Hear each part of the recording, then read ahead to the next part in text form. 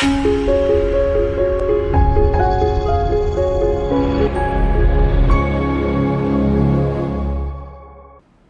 to all.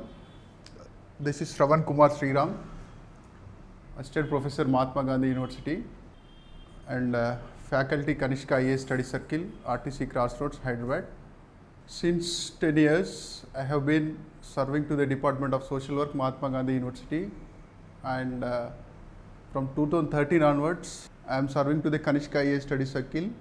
So, ee roju ee video yokka uddesham entante CDPO సీరియస్గా సాధిద్దాం అనుకునేటువంటి అభ్యర్థులకు మార్గదర్శకత్వం ఇవ్వడం కోసం నోటిఫికేషన్ ప్రజెంట్ ఆన్లో లేనప్పటికీ కూడా నోటిఫికేషన్ వస్తుందనేటువంటి వచ్చేటువంటి అవకాశాలు ఉన్నాయి కాబట్టి అంటే కోవిడ్ ఇష్యూస్ తర్వాత ఇప్పుడున్నటువంటి సమయాన్ని సద్వినియోగపరచుకోవాలనేటువంటి ఉద్దేశం ఉన్నటువంటి అభ్యర్థుల కోసం CDPO సిలబస్ పైన ప్రిలిమ్స్ ఎగ్జామ్ పైన మెయిన్స్ ఎగ్జామ్ పైన ముఖ్యంగా పేపర్ 2లో ఉన్నటువంటి డైవర్సివ్ టాపిక్స్ పైన విద్యార్థులకు ఉద్యోగార్థులకు ఒక అవగాహన కల్పిస్తూ వారిలో ఉన్నటువంటి అపోహలు ఆందోళనలు తొలగించి తద్వారా వాళ్ళని సరైన మార్గంలో వారు ప్రిపేర్ అవ్వడానికి వారికి మార్గదర్శకత్వం అందించడం కోసం ఉద్దేశించినటువంటి వీడియో.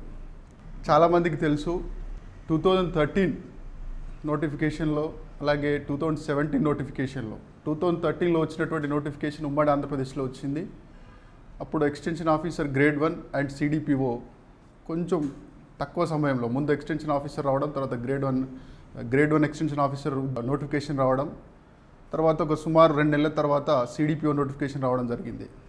అప్పుడు కూడా సేమ్ హోమ్ సైన్స్ అభ్యర్థులకి, సోషియాలజీ అభ్యర్థులకి, సోషల్ వర్క్ అభ్యర్థులకి, కేవలం మహిళా అభ్యర్థులకు మాత్రమే అవకాశం ఇవ్వడం జరిగింది. సో ఆ సమయంలో సోషియాలజీ మరియు సోషల్ వర్క్ 2 సబ్జెక్టులలో శిక్షణ ఇవ్వడం జరిగింది. తర్వాత 2017వ సంవత్సరంలో స్టేట్ బైఫర్కేట్ అయిన తర్వాత తెలంగాణ రాష్ట్రం ఏర్పడిన తర్వాత 2017లో వచ్చినటువంటి నోటిఫికేషన్ 2018లో రిక్రూట్మెంట్ అవ్వడం జరిగింది.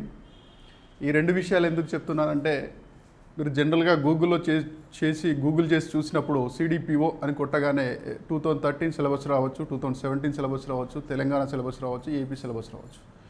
ముందుగా CDPO ఎగ్జామ్కి సంబంధించి ఉన్నటువంటి సిలబస్ ఏంటి అనే దాని మీద అవగాహన వచ్చిన తర్వాత, ఎగ్జామ్ ప్యాటర్న్ మీద అవగాహన వచ్చిన తర్వాత అందులో ఉన్న కంటెంట్స్లోకి మనం వెళ్దాం. సో తెలంగాణ రాష్ట్రంలో 2013లో జరిగినటువంటి నోటిఫికేషన్లో మనకి పేపర్ 1 పేపర్ 2 ఉండే. పేపర్ 1 పేపర్ 2 ఉమ్మడి కంబైన్డ్ ఏపీలో 2013 వరకు paper 1 paper 2. Paper 1 general studies, paper 2 optional paper. ఈ ఆప్షనల్ పేపర్లో మనకి 3 ఆప్షనల్స్ ఇచ్చారు. అప్పుడు ఒకటి హోమ్ సైన్స్, రెండవది సోషియాలజీ, మూడవది సోషల్ వర్క్. అభ్యర్థులు డిగ్రీలో కానీ పీజీలో కానీ ఈ 3 సబ్జెక్టులో ఏదో ఒకటి చదివినటువంటి అభ్యర్థులకు పరీక్షకు అనుమతించడం జరిగింది.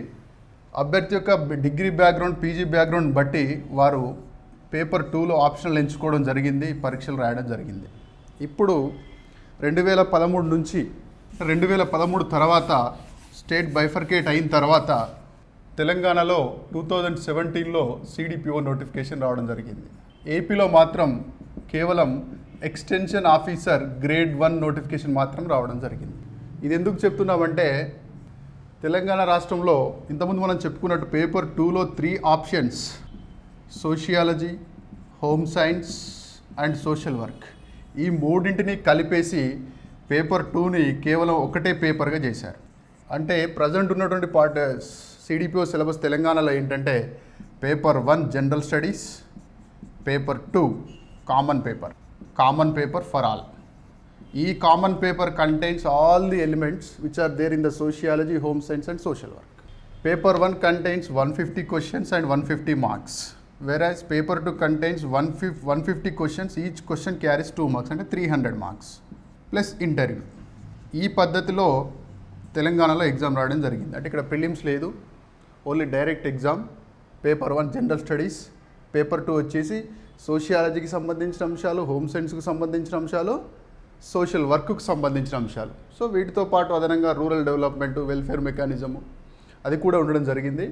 అయితే ఏపీలో స్టేట్ బైఫర్కేట్ అయిన తర్వాత తెలంగాణ పబ్లిక్ సర్వీస్ కమిషన్ ఈ విధంగా మారిస్తే ఏపీలో ఇప్పటి వరకు క్లియర్గా సిడిపిఓ సిలబస్ ఇది అని అఫీషియల్గా లేదు. సిడిపిఓ సిలబస్ ఇది ఉంటుంది అని అఫీషియల్గా లేదు. నోటిఫికేషన్ వచ్చినప్పుడు మాత్రమే మనకు తెలుస్తుంది. కాకపోతే మనము ఆల్రెడీ ఈఓ ఎగ్జామ్ జరిగింది కాబట్టి ఈఓ ఎగ్జామ్లో ఇంతకుముందు గతంలో 2013 కంటే ముందు ఉమ్మడి ఆంధ్రప్రదేశ్లో EO syllabus, EO grade 1 syllabus, CDPO syllabus రెండు సేమే ఉన్నాయి. కాబట్టి మనం ఇప్పుడు ఏం అజ్యూమ్ చేస్తున్నామంటే ఎక్స్టెన్షన్ ఆఫీసర్ ఎగ్జామ్ అయితే ఏదైతే జరిగిందో ఏపీలో అదే సిలబస్ సిడిపిఓకు ఉంటుంది అనేటువంటి ఒక ఆశావాహ దృక్పథంతో, ఒక యాంటిసిపేషన్తో 90% ఉండొచ్చు. కానీ మార్పులకు కూడా అవకాశం ఉండొచ్చు. కాకపోతే గత చరిత్ర చూసినప్పుడు, అలాగే తెలంగాణ పబ్లిక్ సర్వీస్ కమిషన్ చూసినప్పుడు కూడా సిలబస్ ఏం మారలేదు. కాకపోతే పేపర్ ప్యాటర్న్ మారింది, 3 కలిపేశాడు. కాబట్టి ఆల్రెడీ మనకు Andhra Pradesh public service commission women and child వెల్ఫేర్లో ఎక్స్టెన్షన్ ఆఫీసర్కి ఒక సిలబస్ని పెట్టడం, నోటిఫికేషన్ ఇవ్వడం, రిక్రూట్మెంట్ కూడా రీసెంట్గా అయిపోవడం కూడా జరిగింది. కాబట్టి ఇంతకుముందు ఈఓ సిలబస్, సిడిపిఓ సిలబస్ సేమే ఉంది. కాబట్టి ఈ లాజిక్ని బేస్ చేసుకొని మనం సిడిపిఓ ప్రిపేర్ కావాల్సినటువంటి అవసరం ఉంటుంది. సో కాబట్టి అంటే సిడిపిఓ సిలబస్ క్లియర్గా పబ్లిక్ సర్వీస్ కమిషన్ మెన్షన్ చేసేంత వరకు ఈ సిలబస్నే మనం చదవాల్సి ఉంటుంది. ఒకవేళ సిడిపిఓ నోటిఫికేషన్ వచ్చిన తర్వాత సిలబస్లో కనుక మార్పులు ఉన్నట్టయితే ఏ అంశాలు కొత్తగా అందులో వచ్చాయో వాటిని అడిషనల్గా చదువుకుంటే సరిపోతుంది. ఎందుకంటే మనం పయనించడానికి, ముందుకెళ్ళడానికి ఒక మార్గం అంటూ కావాలి. కాబట్టి ఎందుకు ఇంత ఎర్లీగా సిడిపిఓ ప్రిపరేషన్ స్టార్ట్ చేయాలి, ఈ కోవిడ్ టైంలో ఇంత అవసరం ఏముంది అంటే, ఒకటి ఫస్ట్ థింగ్ కోవిడ్-19 వల్ల చాలా లీజర్ టైం దొరుకుతుంది. లీజర్ టైం దొరికినప్పుడు దాని ఏమంటారు, లీజర్ టైం అంటే కోవిడ్-19 ఉన్నప్పుడు కొన్ని hypochondriasis, health anxiety, loss of employment, daily routine works జరగకపోవడం, సోషల్ రిలేషన్స్ బ్రేకప్ అవ్వడం, సామాజిక సంబంధాలు దూరం అవ్వడం. సో ఇలాంటి సంఘటనలు జరుగుతున్నాయి. కాబట్టి దాన్ని అట్లా నెగిటివ్గా ఉన్నటువంటి అట్మాస్ఫియర్ని మనం పాజిటివ్గా మార్చుకునే అవకాశం ఉంటుంది. రెండో అంశము, పక్క రాష్ట్రం తెలంగాణలో 2013లో నోటిఫికేషన్ తర్వాత 2017లో క్లియర్గా నోటిఫికేషన్ వచ్చింది, రిక్రూట్మెంట్ అయింది. కాబట్టి ఆంధ్రప్రదేశ్లో కూడా వేకెన్సీస్ ఉన్నాయి. ఆ వేకెన్సీస్కి నోటిఫికేషన్ ఎప్పుడైనా వచ్చే అవకాశం ఉంది. అయితే యాక్చువల్గా ఎక్స్టెన్షన్ ఆఫీసర్ కంటే ముందే సిడిపిఓ నోటిఫికేషన్ వస్తుంది అనేటువంటి ఒక అంచనా ఉండేది. కానీ ముందు ఎక్స్టెన్షన్ ఆఫీసర్ ఇవ్వడం జరిగింది. కాబట్టి ఈ డైమెన్షన్లో ఆలోచించినప్పుడు గత 4 సంవత్సరాలు 2013 అంటే 7 సంవత్సరాల నుంచి రిక్రూట్మెంట్ జరగలేదు. కాబట్టి సిడిపిఓస్ నోటిఫికేషన్ వచ్చే అవకాశం బహుమెండుగా ఉందని మనం అర్థం చేసుకోవచ్చు. డిసెంబర్లో రావచ్చు, జనవరిలో రావచ్చు, ఫిబ్రవరిలో రావచ్చు, ఎప్పుడైనా రావచ్చు. ముందు మనం ఆ సిలబస్ని ప్రిపేర్ అయి ఉంటే, ఎగ్జామ్ నోటిఫికేషన్ వచ్చేసరికి ఆ సిలబస్ని ప్రిపేర్ అయి ఉంటే, ఒకవేళ సిలబస్లో ఏమైనా మార్పులు వస్తే కొన్ని అడిషనల్గా ప్రిపేర్ కావాల్సిన నోటిఫికేషన్ వచ్చిన తర్వాత ప్రిపేర్ అవుతూ క్వశ్చన్స్ కొన్ని ఒక 5-6 వేల క్వశ్చన్లు, ఒక యూనిట్కి కనీసం 700 నుంచి 1000 క్వశ్చన్లు ప్రాక్టీస్ చేసినట్లయితే మన విజయానికి చాలా దగ్గరగా అవుతాం. ఎందుకంటే సిడిపిఓ అనేది ఆల్మోస్ట్ గ్రూప్ 1 క్యాడర్గా మనం భావించవచ్చు. ఇది గెజిటెడ్ పోస్ట్, మళ్ళీ ఎక్స్క్లూజివ్గా ఉమెన్కి మాత్రమే ఉన్నటువంటి పోస్ట్. ఆఫ్కోర్స్ కొన్ని రాష్ట్రాల్లో పురుష అభ్యర్థులకు కూడా ఇవ్వడం జరుగుతుంది. కానీ ఈ ఆంధ్రప్రదేశ్ మరియు తెలంగాణ రాష్ట్రాల్లో మాత్రం ప్రభుత్వం జెండర్ ఈక్వాలిటీని రెస్పెక్ట్ చేస్తూ అఫర్మేటివ్ డిస్క్రిమినేషన్ని పాటిస్తూ, అంటే అఫర్మేటివ్ డిస్క్రిమినేషన్ అంటే వాళ్ళు మాత్రమే చేయాలి అనేటువంటి ఒక దృక్పథంతో, ఒక తాత్విక దృక్పథంతో సిడిపిఓ అవకాశాలు ఉమెన్కి మాత్రమే ఇవ్వడం జరుగుతుంది. సో ఎక్స్టెన్షన్ ఆఫీసర్కు ఉన్నదానికంటే కాంపిటీషన్ సిడిపిఓకి ఎక్కువగా ఉండేటువంటి అవకాశం ఉంటుంది. ఎందుకంటే క్యాడర్ వేరు, శాలరీ వేరు, ప్రివిలేజ్ వేరు, స్టేటస్ వేరు. ఎందుకంటే అది గ్రూప్ 1 క్యాడర్ కాబట్టి గ్రూప్ 1 క్యాడర్లో భాగం కాకపోవచ్చు, కానీ గ్రూప్ 1తో సమానంగా మనం భావించవచ్చు. అలాగే గ్రూప్ 1 రాయాలంటే ప్రిలిమ్స్, మెయిన్స్, థియరీ ఎగ్జామ్స్ అవన్నీ రాయాలి. ఇదైతే ప్రిలిమ్స్, మెయిన్స్ ఆబ్జెక్ట్ వైజ్ కాబట్టి ఇది ఒక అంశం. రెండోది, చిన్న ఉద్యోగాలు ఆల్రెడీ చేస్తున్న వాళ్ళు, టీచర్ ఉద్యోగాలు, ఈఓ ఉద్యోగాలు, ఎక్స్టెన్షన్ ఆఫీసర్ ఉద్యోగాలు, మరి ఇతర ఉద్యోగాలు చేస్తున్నటువంటి అభ్యర్థులు కూడా, అంటే ఈఓ ఎగ్జామ్కు ఎందుకులే ఈఓ అని పక్కకు పెట్టినటువంటి అభ్యర్థులు కూడా, మెరిటోరియస్ అభ్యర్థులు కూడా, ఆల్రెడీ ఉద్యోగాల్లో ఉన్న అభ్యర్థులు కూడా ఇది మంచి ఉద్యోగం కాబట్టి, కొంచెం హై స్టేటస్ ఉద్యోగం కాబట్టి వారు కూడా ప్రిపరేషన్ రంగంలోకి, పోటీలోకి వచ్చే అవకాశం ఉంది. కాబట్టి ఈ కోణంలో చూసినప్పుడు ఈఓ కంటే అంటే ఎక్స్టెన్షన్ ఆఫీసర్ కాంపిటీషన్ కంటే సిడిపిఓ ఎగ్జామ్కి కాంపిటీషన్ 100% ఎక్కువగా ఉంటుంది. అలాగే చాలా మెరుగైన అభ్యర్థులతో, చాలా ఎక్స్పర్టైజ్ ఉన్నటువంటి అభ్యర్థులతో, ఆల్రెడీ ఫీల్డ్లో ఈఓగా పనిచేస్తున్నటువంటి అభ్యర్థులతో, టీచర్స్గా పనిచేస్తున్నటువంటి అభ్యర్థులతో పోటీ పడాల్సిన అవకాశం ఉంటుంది. కాబట్టి లాంగ్ టర్మ్ ప్రిపరేషన్ అనేది చాలా అవసరం. లాంగ్ టర్మ్ ప్రిపరేషన్ అవసరం అనడానికి మరొక ముఖ్యమైనటువంటి కారణం ఏంటంటే, సో యాజ్ యూజువల్గా సిడిపిఓ అభ్యర్థులకు ఎలిజిబిలిటీ ఎవరెవరికి ఇచ్చారు? హోమ్ సైన్స్ స్టూడెంట్స్కి, సోషియాలజీ స్టూడెంట్స్కి, సోషల్ వర్క్ స్టూడెంట్స్కి. మీరు క్లియర్గా అర్థం చేసుకోవాలి. బయోటెక్నాలజీ, బయోకెమిస్ట్రీ, బాటనీ, జువాలజీ వీరికి అవకాశం లేదు. సో చాలామంది చాలా అపోహలతో ఉండి ఉంటారు. వారి యొక్క అపోహలు తీసేయడమే ఉద్దేశంగా నేను చెప్తున్నాను. ఇప్పుడు ప్రజెంట్ ఉన్న సిచ్యువేషన్ ప్రకారం, ప్రజెంట్ ఉన్న దాని ప్రకారం హోమ్ సైన్స్ డిగ్రీ కానీ పీజీ కానీ, సోషియాలజీ డిగ్రీ కానీ పీజీ కానీ, లేదా సోషల్ వర్క్ డిగ్రీ కానీ పీజీ కానీ చేసిన అభ్యర్థులకు మాత్రమే సిడిపిఓలో అవకాశం ఉంది. అయితే ఇక్కడ కొంతమంది అభ్యర్థులు తికమక పడుతూ ఉంటారు. సార్ నేను డిగ్రీలో బీఏ చేశాను, పీజీ మాత్రం సోషియాలజీ చేశాను, నాకు ఎలిజిబిలిటీ ఉంటుందా? లేదు నేను డిగ్రీలో బీటెక్ చేశాను, పీజీలో ఎంఎస్డబ్ల్యూ చేశాను, మాస్టర్ ఆఫ్ సోషల్ వర్క్ చేశాను, నాకు ఎలిజిబిలిటీ ఉంటుందా? సో ఇక్కడ మనకు నోటిఫికేషన్లో ఏమిచ్చాడు? డిగ్రీ అన్నాడు. అది పోస్ట్ గ్రాడ్యుయేట్ డిగ్రీ కావచ్చు, అండర్ గ్రాడ్యుయేట్ డిగ్రీ కావచ్చు. కాబట్టి ఈ 3 సబ్జెక్టులో మీరు డిగ్రీలో ఉన్నా సరే, డిగ్రీలో లేకున్నా పీజీలో ఉన్నా సరే మీరు ఎలిజిబుల్ అవుతారు. ఈ యొక్క విషయాన్ని గుర్తుపెట్టుకోండి. సో ఒక అభ్యర్థి సోషియాలజీ బ్యాక్గ్రౌండ్తో వచ్చాడు. ఆయనకు న్యూట్రిషన్ కానీ, చైల్డ్ డెవలప్మెంట్ కానీ, హోమ్ సైన్స్ రిలేటెడ్ టాపిక్స్ కానీ, సోషల్ వర్క్ టాపిక్స్ కానీ నూతనం. కాబట్టి అవి నేర్చుకోవడానికి కొంచెం సమయం పడుతుంది. నోటిఫికేషన్ వచ్చిన తర్వాత 2 నెలల 3 నెలల టైం ఉంది, 90 రోజులు ఉంది. 90 రోజుల్లో ప్రిపేర్ కావాలంటే కొత్త అంశాలు కొంచెం సాధ్యం కాదు. మరి ఈ హెవీ కాంపిటీషన్లో మరియు నెగిటివ్ మార్కింగ్ ఉండగా, ఎందుకంటే ఈ నోటిఫికేషన్కి నెగిటివ్ మార్కింగ్ పెట్టారు ప్రిలిమ్స్లో మరియు మెయిన్స్లో. సో ఈ అంశాలన్నీ దృష్టిలో పెట్టుకొని సిడిపిఓ లక్ష్యంగా ప్రిపేర్ అవుతున్నటువంటి అభ్యర్థులు ఎందుకు సిడిపిఓని లక్ష్యంగా పెట్టుకుంటారంటే అది ఉమెన్ అండ్ చైల్డ్ వెల్ఫేర్ సంబంధించింది. రెండోది వర్కింగ్ అట్మాస్ఫియర్లో, అంటే వర్కింగ్ ఎన్వైర్న్మెంట్లో అందరూ కూడా పిల్లలు, మహిళలు, lactating mothers and carrying mothers ఉంటారు.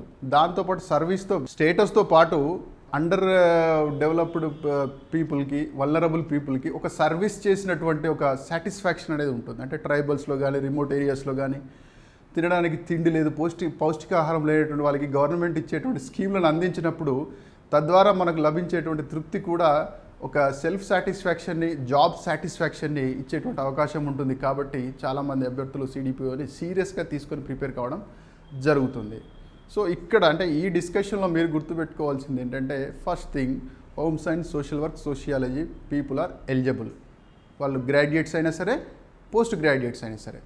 రెండో అంశం ఏంటంటే పోటీ తీవ్రంగా ఉండబోతుంది కాబట్టి లాంగ్ టర్మ్ ప్రిపరేషన్ అవసరం. అంటే నోటిఫికేషన్ వచ్చేసరికి ప్రిపరేషన్ కంప్లీట్ అవ్వాలి. ఇంకా మూడో ముఖ్యమైన అంశం ఏంటంటే సిడిపిఓ సిలబస్ అఫీషియల్గా పెట్టలేదు. బట్ కానీ ఇంతకుముందు ఎక్స్టెన్షన్ ఆఫీసర్కి సిడిపిఓకి సేమ్ సిలబస్ ఉంది కాబట్టి మనం అదే దృక్కోణంలో ప్రిపేర్ అవుతూ ఉంటాము. ఒకవేళ ఏవైనా కొన్ని మార్పులు వస్తే అప్పుడు వాటిని అడిషనల్గా యాడ్ చేసుకొని మనం ప్రిపేర్ అవుతూ ముందటికెళ్తే బాగుంటుంది. సో ఈ బ్యాక్గ్రౌండ్తో మనం ప్రస్తుతం ఉన్నటువంటి, అంటే మనం ఏదైతే సిడిపిఓ సిలబస్ ఉంటుందని అనుకుంటున్నామో దాన్ని ఒకసారి అనాలిసిస్ చేసిన తర్వాత కంటెంట్లోకి వెళ్దాం.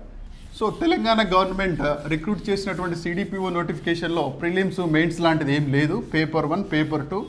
పేపర్ 1 వచ్చేసి general studies 150 marks, each question carries 1 marks. Whereas AP government చేసినటువంటి రిక్రూట్మెంట్లో మాత్రం ప్రిలిమ్స్ అండ్ మెయిన్స్ 2 అంశాలు ఇవ్వడం జరిగింది. ఒక్కసారి ఒక నిమిషం ఈ ప్యాటర్న్ అర్థం చేసుకొని ట్రై చేయండి. అది ఫ్రెషర్స్, నూతన అభ్యర్థుల కోసం ఉద్దేశించినటువంటిది. ఆల్రెడీ ఈవో ఎగ్జామ్ రాసినటువంటి అభ్యర్థులకు ఆల్రెడీ అవగాహన ఉండి ఉంటుంది.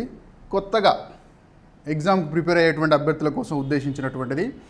Paper 1 prelims, preliminary exam. ఈ ప్రిలిమినరీ ఎగ్జామ్లో మనకి జస్ట్ ఇది 150 marks, each question carries 1 marks. అంటే దట్ మీన్స్ మొత్తం మీద పేపర్ 150 మార్కులు ఉంటుంది. ఇందులో ఉండే కంటెంట్స్ ఒకటే పేపర్ ఉంటుంది. ఇందులో ఉండే కంటెంట్ ఏంటంటే part A and part B. Part A 75 marks, part B 75 marks. Time కూడా 75 minutes, 75 minutes. 75 marks, 75 marks, time 75 minutes, 75 minutes. మరి పార్ట్ ఏలో కంటెంట్ ఏముంటుంది అని చూసినప్పుడు మనకు పార్ట్ ఏలో general studies and mental ability అంటే కన్వెన్షనల్గా మనకు ఉండేటువంటి general studies, geography, polity, current affairs, international relations, okay, science and technology. దాంతో పాటుగా పార్ట్ బిలో మనకి కామన్ సబ్జెక్ట్, ఇది మీరు అర్థం చేసుకోవాల్సింది. 2013లో ఇట్లాంటి ప్రిలిమ్ సిస్టమ్ లేదు, మెయిన్ సిస్టమ్ లేదు. జనరల్ స్టడీస్ పేపర్ ఒకటి, రెండవ పేపర్ ఆప్షనల్ పేపర్. సోషియాలజీ చదివిన వాళ్ళు సోషియాలజీ తీసుకోవాలి, హోమ్ సైన్స్ చదివిన వాళ్ళు హోమ్ సైన్స్ తీసుకోవాలి, సోషల్ వర్క్ చదివిన వాళ్ళు సోషల్ వర్క్ తీసుకోవాలి. మళ్ళీ అప్పుడు ఎలా ఉండే, జనరల్ స్టడీస్ పేపర్లో ఒక క్వశ్చన్కి ఒకటే మార్కు, అంటే 150 మార్కులు. కానీ పేపర్ 2కి 150 క్వశ్చన్లకి ఒక క్వశ్చన్కి 2 మార్కులు, 300 మార్కులు. అంటే పేపర్ 2 బాగా చేసినటువంటి అభ్యర్థి పేపర్ 1లో కొంచెం వీక్ ఉన్న ర్యాంక్ వచ్చే ఛాన్స్ ఉండే. ఇప్పుడు అలా కాదు, ప్రిలిమ్స్ పెట్టాడు, మెయిన్స్ పెట్టాడు, దాంతోపాటు నెగిటివ్ మార్కింగ్ 1/3, అంటే ఎవ్రీ రాంగ్ రెస్పాన్స్ అనేది 1/3 నెగిటివ్ మార్కింగ్ పోతుంది. అంటే 3 క్వశ్చన్లు తప్పు చేస్తే 1 మార్క్ కట్ అయిపోతుంది. కాబట్టి అక్యురసీ అనేది చాలా ఇంపార్టెంట్. ఎప్పుడైతే నెగిటివ్ మార్కింగ్ ఉంటుందో అప్పుడు చీకట్లో రాళ్ళు అనేది, దాన్ని ఏమంటారు, చీకట్లో బాణం వేయడాలు, చెట్టు మీద రాళ్ళు ఇసురాడాలు లాంటివి జరగవు. నీకు 100% తెలిస్తేనే, అలా కాకుండా అన్ని ఆన్సర్స్ పెట్టేస్తే నీకు యాక్చువల్గా వచ్చిన మార్కుల్లో కూడా తక్కువ వచ్చే ఛాన్స్ ఉంటుంది. కాబట్టి లాంగ్ టర్మ్ ప్రిపరేషన్ అవసరం, అక్యురసీ అవసరం, రిలవెంట్ మెటీరియల్ అవసరం, కన్సర్న్ టీచర్ గైడెన్స్ అవసరం. సో నెగిటివ్ మార్కింగ్ 1/3 ఇవ్వడం జరిగింది.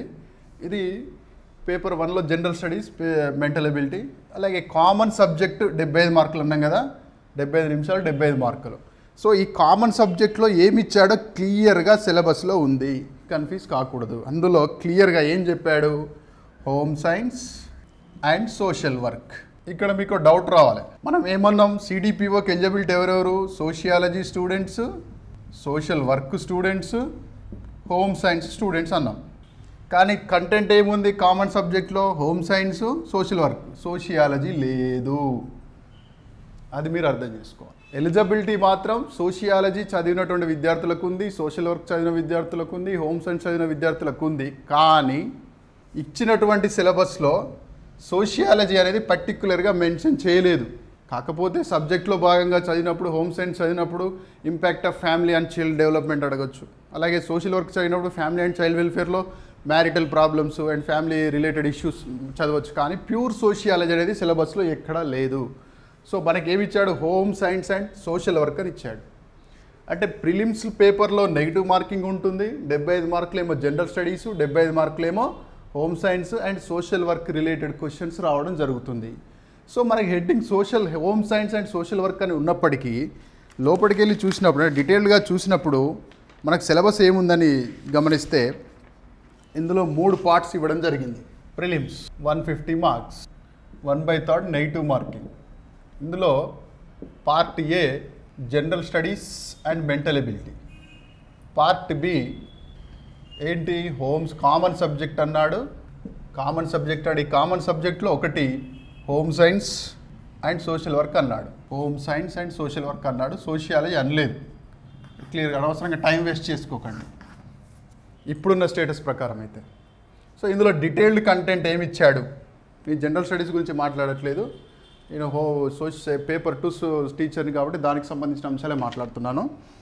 So here home science and social work 75 marks అన్నాడు ప్రిలిమ్స్లో, రైట్. సో ఇందులో డీటెయిల్గా మనకి హెడ్డింగ్ వైజ్గా చూసుకుంటే ఇందులో 3 కేటగిరీస్ ఇచ్చాడు. ఒకటి ఫుడ్ సైన్స్ సంబంధించినటువంటి అంశాలు, రెండవది చైల్డ్ డెవలప్మెంట్కి సంబంధించిన అంశాలు, మూడవది సోషల్ వర్క్కు సంబంధించిన అంశాలు. ఈ 3 మాత్రమే ఇవ్వడం జరిగింది. సో మీ క్లారిటీ కోసం దీన్ని ఎక్స్ప్లెయిన్ చేయడం జరుగుతుంది. సో ఇందులో పర్టిక్యులర్గా సోషియాలజీ అనే టాపిక్ లేదు అనేది మీరు అర్థం చేసుకోవాలి. Again this is about prelims, right. 150 మార్కులు, 75 నెగిటివ్ మార్కింగ్ ఉంది. సో దీని తర్వాత నెక్స్ట్ మెయిన్స్. అయితే మనకు పబ్లిక్ సర్వీస్ కమిషన్కి ఒక పాలసీ కూడా ఉంది. అప్లికేషన్ల సంఖ్య ఎక్కువ సంఖ్యలో వచ్చినప్పుడు, అంటే 25,000 కంటే ఎక్కువ వచ్చినటువంటి సందర్భాల్లో ప్రిలిమ్స్ కండక్ట్ చేస్తాం. అప్లికేషన్ల సంఖ్య తక్కువ ఉన్నప్పుడు డైరెక్ట్ ఎగ్జామ్ కండక్ట్ చేసే అవకాశం కూడా ఉంది, అది ఉండొచ్చు, ఉండకపోవచ్చు. సో వాళ్ళ పాలసీ మ్యాటర్లో అవకాశం ఉంది. బట్ మనకు ప్రిలిమ్స్ ఉంటుంది అనుకునే మనం ప్రిపేర్ అయితే బాగుంటుంది. రెండోది మెయిన్స్ ఎగ్జామినేషన్. సో ఈ మెయిన్స్ ఎగ్జామినేషన్ స్వరూపాన్ని మనం చూసినప్పుడు paper 1 again general studies and mental ability 150 marks. And again paper B or paper 2 common subject, మళ్ళీ సేమ్ అదే అన్నాడు, కామన్ సబ్జెక్ట్. ఏంటట common subject? Home science and social work. ఇక్కడ కూడా సోషియాలజీ అని లేదు. అంటే మీరు అర్థం చేసుకోవాల్సింది ఏంటంటే ప్రిలిమ్స్ మెయిన్స్ సేమ్ సిలబస్, కాకపోతే క్వశ్చన్లో పేపర్ ప్రిలిమ్స్లో మాత్రం ఒకటే పేపర్, మెయిన్స్లో మాత్రం 2 పేపర్. ప్రిలిమ్స్ వచ్చేటప్పటికి 75 మార్కులు general studies mental ability and మిగతా 75 మార్కులు వచ్చేసి common paper, that is home science and social work. So మెయిన్స్లో కూడా మనకి ఒక పేపర్ బదులు 2 పేపర్లు పెట్టాడు. Paper 1 general studies mental ability 150 marks, paper 2 common subject that is home science and social work 150 marks. ఇది క్లారిటీ. తెలంగాణకు మన ఆంధ్రాకి తేడా ఏంటంటే తెలంగాణలో జనరల్ స్టడీస్ 150 మార్కులు, కామన్ సబ్జెక్ట్ అక్కడ కూడా అన్ని కలిపేశాడు. కామన్ సబ్జెక్ట్ ఏంటి 300 మార్కులు, ఒక క్వశ్చన్కి 2 మార్కులు, కానీ ఇక్కడ ఒకటే మార్క్ ఇవ్వడం జరుగుతుంది.